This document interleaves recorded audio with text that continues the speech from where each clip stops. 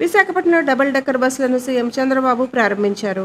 పర్యాటకులు విశాఖను పర్యావరణ రహితంగా మార్చాలి, తీర ప్రాంతాలు పరిశుభ్రంగా ఉంచుకోవాలి, ప్రపంచ పర్యాటకులను ఆకర్షించేలా బీచ్లు నిర్వహించేందుకు పౌరులు సహకరించాలి అని సీఎం పేర్కొన్నారు. Hope on hope double decker బస్సులు ఆర్కే బీచ్ నుంచి తొట్లకొండ వరకు 16 కిలోమీటర్ల మేర పరుగులు పెట్టనున్నాయి. 250 రూపాయలతో రోజంతా ప్రయాణించవచ్చు.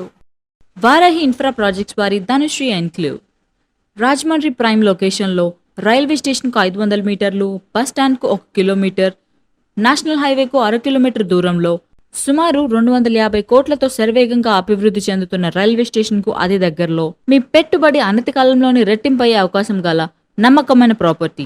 100% క్వాలిటీ గల నిర్మాణం అని డంకా బజాయించి చెప్పగల నమ్మకమైన దమ్మున సంస్థ.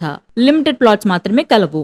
వివరాలకు సంప్రదించండి 9959435777 984925622.